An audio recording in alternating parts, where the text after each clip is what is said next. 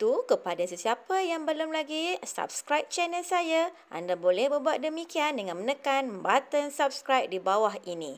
Dan jangan lupa untuk tekan loceng, notifikasi dan dapatkan update daripada saya. Assalamualaikum warahmatullahi wabarakatuh, anak-anak cikgu di luar sana. Bertemu kita lagi pada kelas hari ini. Hari ini cikgu akan meneruskan sesi PDPC kita. Apa yang cikgu akan fokuskan pada hari ini adalah 1.4 iaitu berkenaan dengan aspek pengelolaan sumber manusia dalam pembangunan perniagaan. Kita akan belajar tentang aspek-aspek pengelolaan. Kita akan lihat apakah yang anda akan dapat setelah selesai kelas hari ini. Anak-anak akan dapat menganalisis aspek pengelolaan sumber manusia dalam pembangunan perniagaan yang mampan. Di sini kita akan belajar beberapa aspek pengelolaan di mana selepas itu anak-anak akan analisis setiap aspek dan kaitkan dengan setiap perniagaan yang mana digunakan supaya perniagaan ini dapat beroperasi dan dapat seiring berdiri kukuh sehingga sekarang ataupun kekal sehingga sekarang. Apakah majikan menggunakan aspek-aspek tadi di dalam perniagaan mereka. Kita akan lihat seterusnya.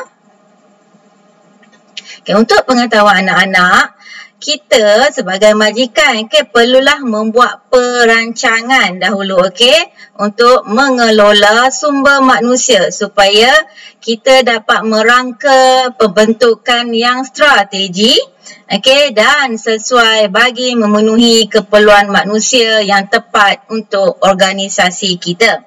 Kita perlu merangka. Maksudnya kat sini, berapa orang pekerja, apakah jawatan yang terlibat. Ini kita perlu rangka awal supaya kita tidak mengambil pekerja yang terlalu ramai atau terlalu sedikit.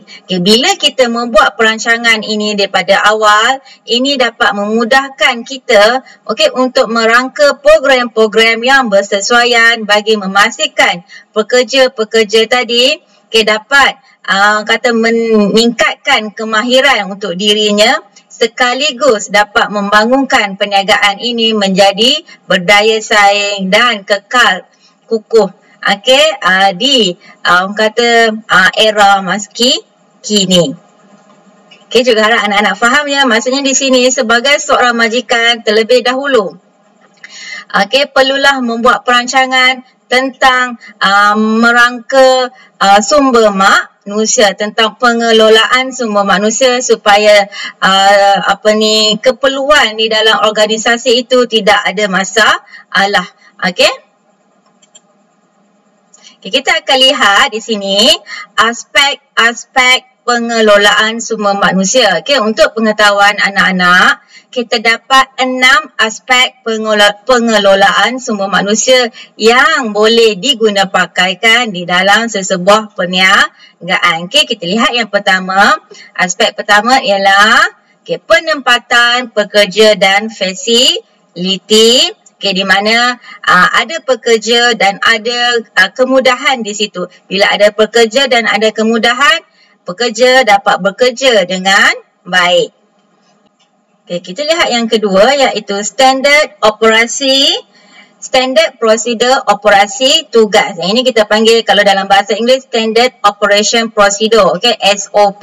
Apakah peraturan-peraturan, apakah langkah-langkah keselamatan yang perlu dititik beratkan sewaktu kita bekerja, sekiranya kita bekerja di dalam sektor yang memerlukan risiko yang terlalu besar. Yang ketiga kita akan lihat sistem penggajian. Tiga aspek ini, penempatan pekerja dan fasiliti, standard prosedur operasi tugas sistem penggajian ini merupakan aspek yang penting di mana majikan perlu menitik beratkan di dalam organisasi perniagaan. Yang keempat, apakah aspek yang keempat? Ya, yang keempat kita ada penghargaan dan hukuman. Jika pekerja itu bagus, kita akan memberi galakan, kita akan beri penghargaan, bagi sijil, bagi bonus.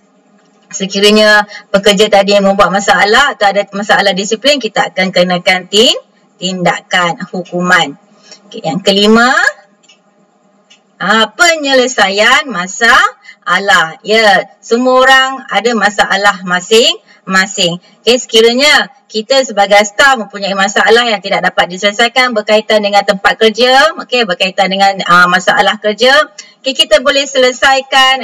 Kita sebagai staf perlu memaklumkan kepada majikan supaya majikan dapat mengambil tahu tentang apakah perkara yang terjadi di dalam sesuatu organisasi, dan insya-Allah majikan akan cuba untuk menyelesaikan dia dengan secara cepat.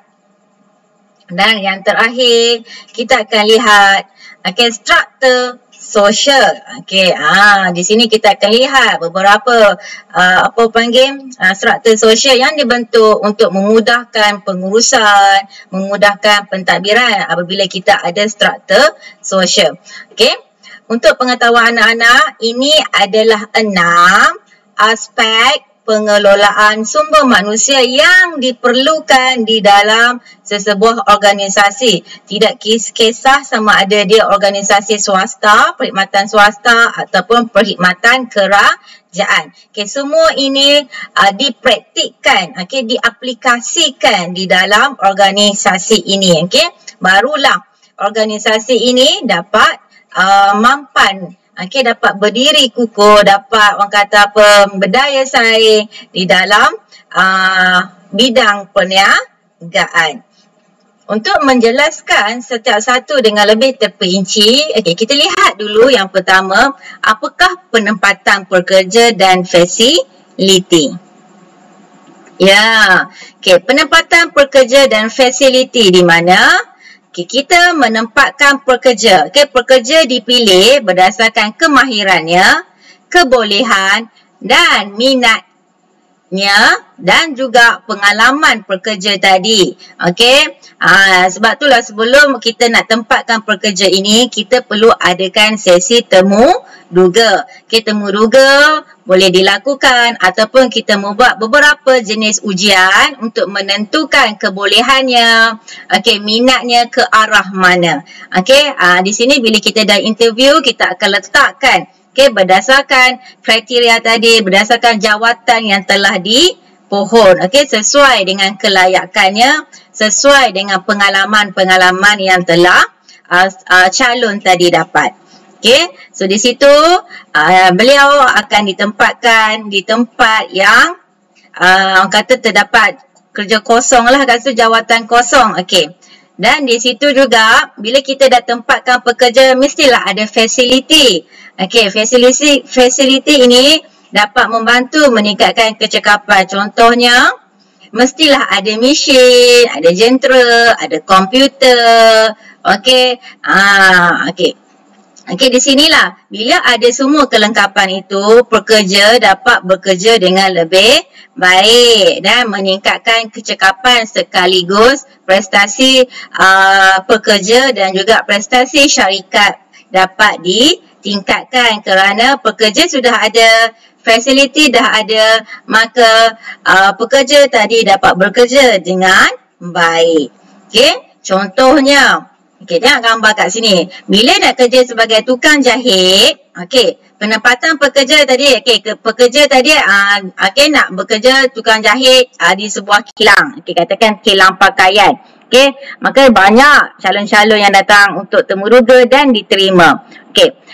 Bila kita kata nak bekerja sebagai tukang jahit di kilang, fasiliti yang perlu ada adalah mestilah mesin jahit. Peralatan jahitan tadi, ada jarum, ada benang, ada mesin jahit tepi, ada kain. Maka kat sini bila fasiliti cukup, pekerja pun cukup, pekerja dapat bekerja dengan baik. Contoh yang kedua, seorang accountant memerlukan perisian perakaunan yang terkini. Ya, accountant tidak boleh lagi. Kita sekarang berada di zaman 2021 dah kan sekarang kan. Kalau dulu kerja sebagai accountant semua kira manual, buat satu-satu, pakai buku ledger, buku tunai. Dulu nak mengira ke untuk nak tengok dia punya keseimbangan itu mengambil masa yang agak lama dan susah untuk nak cari kesalahan. Tetapi disebabkan kita telah berada di era baru, era teknologi, maka pelbagai perisian telah direka cipta untuk memudahkan accountant tadi menggunakan sistem-sistem yang terkini. Dengan adanya sistem-sistem akaun yang terkini tadi, memudahkan akaun tadi untuk memasukkan data-data ke dalam sistem dan generatekan dengan lebih cepat dan mudah untuk melihat untung dan rugi, nak melihat liability. Bila ada perisian yang sesuai dengan kegunaan zaman sekarang dan kita pun menggunakannya, sekaligus dapat meningkatkanlah prestasi syarikat tadi.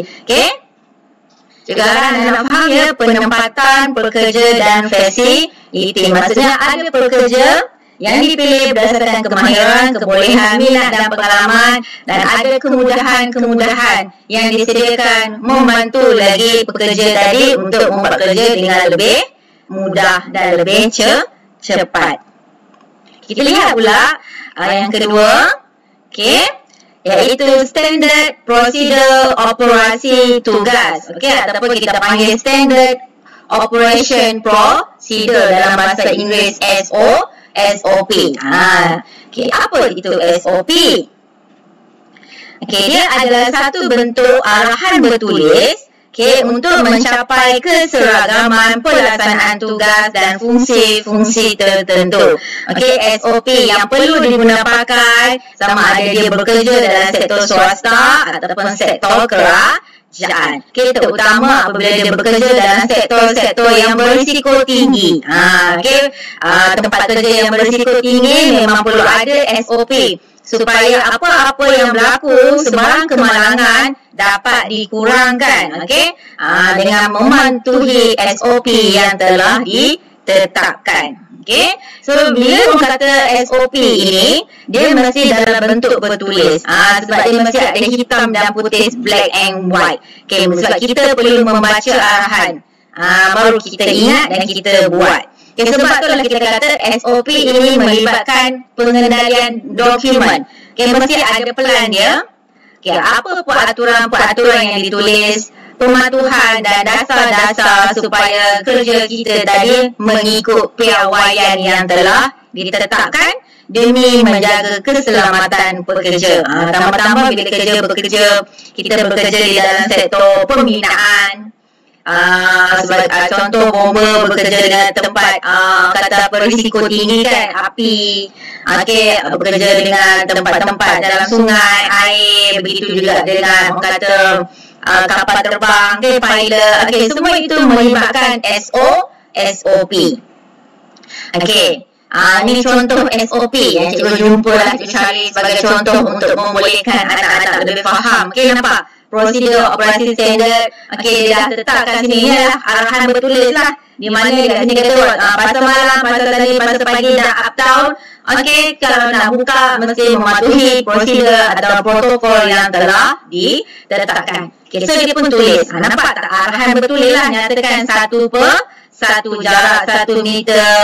Ada laluan keluar dan laluan masuk. Kanak-kanak berumur 12 tahun ke bawah tidak digalakkan. Semua mesti bertulis sebab kita akan patuh kepada arahan tadi.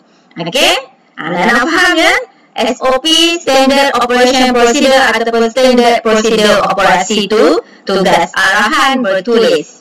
Di mana semua akan mencapai keseragaman. Kalau di sini SOP pasal malam maksudnya satu Malaysia guna. Maksudnya kalau kerja bomba, satu Malaysia mematuhi SOP-nya adalah sama. Sama ada daripada Perlis hingga ke Sabah, Sarawak, semuanya sama SOP-nya. Okey? Okey, seterusnya kita akan lihat contoh yang berkaitan dengan SOP tadi. Ya, pegawai bomba perlulah memakai baju keselamatan ketika bertugas untuk memadamkan api. Okey, ini penting sebab baju keselamatan ini garis api kan. Kalau kita masuk saja-saja tak pakai baju ni, of course kita terbakar sebab kita nak bekerja dengan api. Okay, selain itu kita kena pakai topi. Topi penutup muka, okey, untuk mengelakkan bahang panas dan juga ni alat oksigen tadi, okey, membekalkan oksigen kepada anggota bomba sewaktu memadamkan api yang sedang marak. Okey, kasut. Begitu juga SOP kena pakai kasut apa? Kasut boot dia. Okey, tak boleh pakai selipar. Inilah SOP yang telah tertulis dalam arahan. Okey, yang kedua, ni selalu kita nampak kan, ada pekerja buat MRT, LRT, buat bangunan pembinaan tinggi-tinggi. Okey, di sini. Okey, pekerja-pekerja ini perlu memakai topi keselamatan. Okey, selain itu pakai safety boot. Tak boleh bekerja pakai selipar. Okey, ataupun pakai kasut biasa. So mereka ini mesti memakai topi keselamatan. Okey, pakai safety boot untuk masuk ke tapak projek, dan juga ada satu lagi iaitu jaket yang berwarna kuning ini. Okey, daripada jauh kita nampak dekat atas ada orang yang sedang bekerja. Okey, itu semua adalah SOP. Okey, yang perlu dipatuhi oleh majikan. Okey, aspek pengelolaan yang nombor 2. Okay, kita lihat pula aspek pengelolaan yang ketiga, sistem penggajian. Okay, sistem penggajian yang kompetitif akan meningkatkan motivasi. Dapat lagi banyak, sukanya, betul tak? So kita rasa motivated lah nak bekerja. Okay, sesuai dengan kerja kita, kerja buat kita, sesuai dengan jawatan kita. So tingkat gaji kita pun akan samalah, samalah, maksudnya orang kata apa, tak ada bezanya. Okay, maka kita akan rasa seronok dapat bekerja bila gaji kita setimpal dengan kerja buat kita. Okey, tetapi jika sistem penggajian itu tidak adil, pekerja tadi akan bekerja tidak lama di situ, dan ini boleh menyukarkan majikan tadi. Sebab apa? Okey, bila seseorang tak puas hati tentang gaji, katakan diberi gaji sikit, tetapi kerja sangat berat, lepas tu kena kerja sampai ke malam. Okey, ini membuatkan pekerja tadi rasa sangat demotivated, iaitu sangat down. Okey, dah penat tapi dapat gaji sikit. Okey, lepas tu dia akan cuba untuk mencari kerja lain, okey, yang memberikan gaji yang lebih baik. So di sini dia mula untuk mencari kerja, dia akan berhenti kerja. So sebagai majikan kena meningkatkan kos dia pula untuk mencari pekerja yang baru, kemudian nak latih balik pekerja tadi. Ini kos kepada pihak majikan. Okey, so untuk membolehkan pekerja itu seronok bekerja di tempat kita, nak kekal lama, nak setiakan dia dengan kita, okey, kita sediakanlah gaji yang kompetitif dan sesuai kepada pekerja tadi. Pekerja akan seronok untuk bekerja dengan kita. Okey, contohnya lah kan, di sini yang berkaitan dengan gaji. Pekerja yang berpengalaman, yang berkemahiran tinggi, of course, gaji dia akan lagi lebih tinggi. Lagi banyak pengalaman dia, pengalaman kerja 5 tahun, 10 tahun, 15 tahun, lagi tinggi gaji dia. So dia akan demand gaji tu lagi banyak bila nak minta kerja dalam resume nanti. Okey, tapi kalau pekerja baru yang lepasan kata apa universiti ataupun lepasan SPM yang tak ada pengalaman, okey, gaji dia akan jadi lebih rendah lah. Maksudnya ada basic lah, maksudnya gaji pokok starting daripada berapa, mula daripada berapa. Tapi jika orang tu dah ada berpengalaman, dah bekerja banyak, kemudian ada reputasi yang baik, okey, pihak majikan kena fikirkan untuk menyediakan gaji yang lebih tinggi. Okey, yang kedua, okey, pekerja-pekerja yang terlibat di dalam sektor kata apa risiko tinggi ini, sebenarnya dia ada insurans yang boleh melindungi dia daripada tugas-tugas risiko tinggi. Okey, selain itu juga dia disediakan dengan allowance tambahan. So dengan ada allowance tambahan ni juga tadi dengan ada insurans berkelompok ini, okey, pegawai-pegawai yang terlibat dalam sektor pekerjaan yang berisiko tinggi tadi ini, dia akan rasa selamat, dia akan rasa seronok walaupun beban kerja dia sangat-sangat berat. Okey, sebab dia perlu menjaga orang kata keselamatan negara, perlu menjaga keselamatan keadaan tempat kita. Okey, dengan di situlah orang kata dengan sistem gaji yang disediakan tadi, dia boleh menjadikan kita sangat seronok ataupun di sebaliknya. Okey, sebagai majikan, kita perlu tentukan sistem gaji ini supaya pekerja kita suka untuk bekerja dan akan kekal bersama dengan kita. Okey, cikgu dah terangkan 3 aspek pengelolaan penempatan kerja dengan fasiliti. Okey, yang kedua SOP, yang ketiga sistem penggajian. Okey, seterusnya kita akan lihat pula kepada penghargaan dan hukuman. Ya.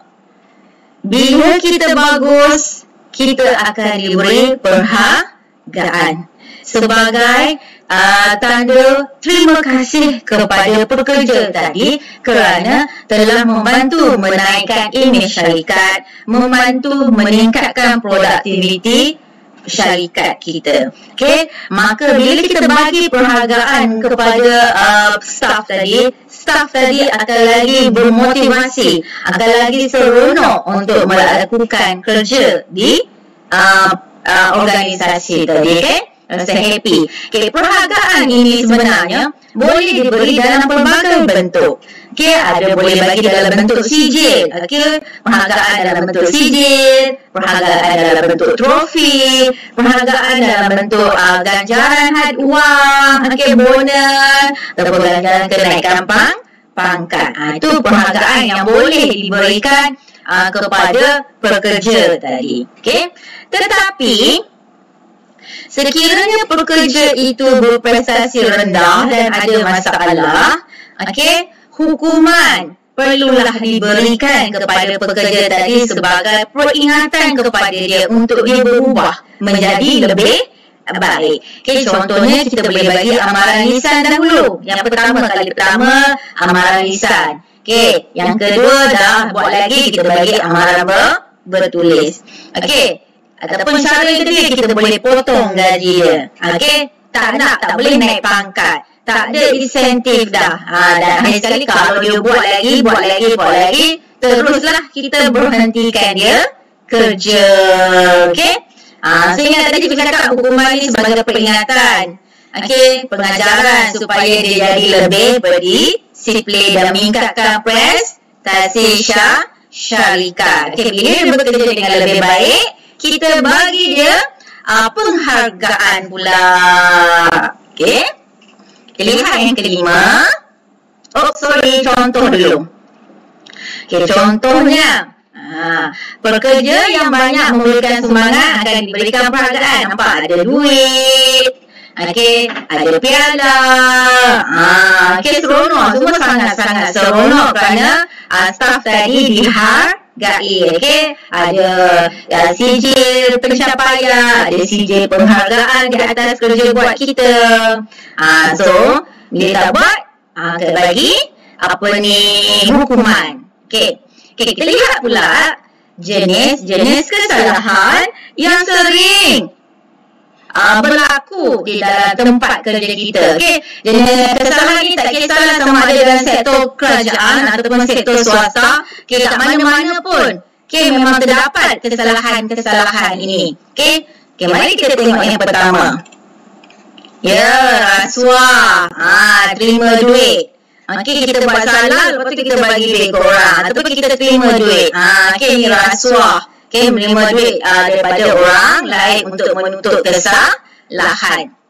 Ini jenis kesalahan yang selalu banyak kan kalau baca surat khabar, tengok TV. Okey, ni bila buat rasuah adalah hukumannya.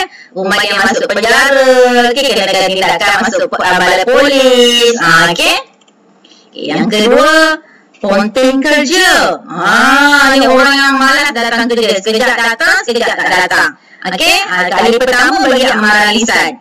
Okey, kali kedua amaran bertulis. Kali ketiga, okey, amaran bertulis kedua. Kali dah keempat, berhenti kerja sahaja. So, ponteng kerja ni maksudnya dia saja-saja tak nak datang. Tak ada sebab sakit. Kalau sakit kita ada MC kan. Cuti sakit. So kalau dia tak datang, dia tak bagi cuti sakit tu, tak bagi surat cuti sakit, maka dia kategorikan sebagai ponteng kerja. Okey, seterusnya kita lihat yang ketiga, tidak beretika. Apa dia tidak beretika? Tidak. Okey, dia melakukan perkara-perkara yang tidak baik di tempat kerja. Okey. Okey, yang keempat, pecah amanah. Apa dia pecah amanah? Okey, kita dah suruh simpan duit, tapi dia guna pula duit tu untuk kegunaan diri sendiri. Okey, ataupun kegunaan benda buat perkara lain lah. Okey, itu pecah amanah. Okey, yang kelima, salah guna aset syarikat. Okey, kat sini ada aset syarikat, contohnya ada kenderaan. Okey, kenderaan tu sepatutnya kita guna untuk pergi kerja sahaja. Okey, tetapi kita salah guna sebab kita guna kenderaan syarikat tu pergi holiday. Sebab apa? Sebab minyak kan free. Kalau pakai kenderaan syarikat, kita boleh pakai kad syarikat. Okey, kita tak perlu bayar. Jimat kat situ kan. So kat sini kita menggunakan kereta syarikat pergi bercuti. Okey, kita menggunakan kereta syarikat untuk mengambil anak kat sekolah. Ataupun yang kedua, kita menggunakan printer pejabat. Kita menggunakan kertas pejabat untuk membuat bahan-bahan anak-anak kita. Okey, itu contohlah salah guna aset syarikat. Yang terakhir, kita ingkar arahan ketua tanpa sebab kuku ni tak nak ikut cakap. Okey, ingkar arahan. Okey, so anak-anak cikgu, ada 6 kesalahan yang sering dilakukan di tempat kerja, sama ada sektor swasta atau sektor kerajaan. Okey, inilah yang banyak dilakukan. Okey, seterusnya kita lihat macam mana kita nak buat penyelesaian masalah. Okey, di pejabat, kita perlulah mewujudkan hubungan yang harmoni di antara majikan dan juga pekerja. Okey, barulah pekerja rasa seronok. Okey, sekiranya pekerja tadi ada masalah, okey, perlulah berbincang dengan pihak pengurusan dari semasa ke semasa. Okey, supaya masalah dapat diselesaikan. Okey, okey, dapat duduk berbincang tentang masalah. Okey, supaya majikan tahu, okey, dan cuba untuk mencari penyelesaian yang terbaik. Okey, contoh, katakan saya tak boleh balik pukul 6 selepas pukul 6 sebab saya ada hal di rumah. Okey, kita kena balik tepat pukul 6. Kita tak boleh kerja overtime. Jadi kita kena maklumkan kepada majikan kita supaya dia tidak memberi kerja overtime. Okey, boleh cari ganti orang lain. Okey, maka di situlah penyelesaian duduk berbincang, okey, bersama majikan. Okey, masalah tadi dapat diselesaikan. Okey, seterusnya kita lihat yang terakhir, struktur organisasi. Okey, bila kita kata struktur organisasi ni, anak-anak dah faham sebenarnya sebab anak-anak dah belajar masa di tingkatan 4. Okey, kenapa pentingnya struktur organisasi tadi? Okay, bila kita ada struktur organisasi, tugas-tugas kita, tanggungjawab kita, jawatan kita tadi telah ditentukan mengikut aras. Okey, kalau kita tengok kat sini yang warna hijau ni adalah peringkat atasan. So, deskripsi tugas dia berbeza. Okey, jawatan dia berbeza, orang yang paling tinggi. Okey, di peringkat yang berwarna biru ini, peringkat pertengahan. Okey, pengurus. Yang ni CEO, pengarah urusan. Ni pengurus bahagian-bahagian ataupun pengurus jabatan. Okey, deskripsi tugas mereka berbeza. Okey, mereka juga perlu berhubung di antara pengurus dengan jabatan masing-masing ni. Di peringkat bawah ni kita ada staff di peringkat bawahan. So bila kita ada deskripsi tugas, pekerja-pekerja tadi dapat melakukan tugas dengan lebih baik. Okey, dan hubungan tadi dapat diwujudkan. Okey, dan jawatan tadi dapat mudah untuk dipantau, diselia. Okey. So dengan adanya struktur organisasi ni, kita dapat tahu tanggungjawab kita, jawatan kita dan kerja buat kita. Okey? Ini penting dalam aspek pengelolaan. Sebab tu bila kita pergi ke mana-mana sahaja jabatan, sama ada jabatan tu jabatan kerajaan ataupun syarikat swasta, kita akan lihat di pintu-pintu akan ada struktur organisasi ini. Okey? Supaya kita dapat mengetahui kerja buat mereka, tugas mereka, jawatan mereka. Walaupun kita tak kenal, tapi kita tahu, yang ni jawatan dia ni. Kita tahu dalam pejabat itu apa jawatan-jawatan yang ada untuk melaksanakan kerja di organisasi. Okey? Kita harap anak-anak faham ya. Ingat, sebab kita ada 6 aspek pengelolaan. Dan ini awak perlu analisis setiap satu. Okey, awak analisis berdasarkan contoh. Anak-anak akan faham dan boleh jawab soalan peperiksaan. Okey, sebab 6 aspek pengelolaan ini adalah perkara yang perlu dititik beratkan di dalam sesuatu perniagaan. Sebab dia perlu dititik berat kerana untuk menjaminkan keselamatan, menjaminkan staf tadi berasa seronok dan kita majikan telah menetapkan perkara-perkara untuk memastikan pentadbiran berjalan dengan lancar. Okey, cikgu harap anda faham. Okey, kita lihat pula apa pentingnya struktur organisasi. Ini cikgu dah cerita tadi, mengakhirkan sumber dengan cekap di setiap unit, bahagian dan jabatan. Kita akan dapat lihat di sini berapa pekerja di setiap unit. Okey, apakah jawatannya, kerja buat dia. Yang kedua, kita dapat membuat penyelarasan antara fungsi. Okey, kerana setiap jabatan tugas mereka berbeza-beza. Yang ketiga, bidang tugas dapat diberikan kepada pekerja tadi dan mereka melaksanakan tugas mengikut kecekapan mereka, kepakaran dan pengetahuan. Lepas tu tadi kita tengok gambar tadi kan. Okay, ada pengurus pemasaran, ada pegawai pemasaran, okay. Kemudian pengurus kewangan, ada accountant bawah dia yang akan membantu, ada pegawai kewangan yang akan membantu, ada audit yang akan membantu. Okay, begitu juga dengan human resource. Okay, pengurus human resource. Okay, ada penyelia, okay, ada officer yang akan membantu pengurus tadi. Okay, inilah bidang tugas masing-masing. Dengan adanya struktur organisasi tadi juga, kita dapat lihat rantaian arahan dan komunikasi disalurkan, diwujudkan untuk mengendalikan bidang tugas tertentu. Sebab ada satu unit jabatan pemasaran, satu unit jabatan kewangan, satu unit jabatan human resource, sumber manusia.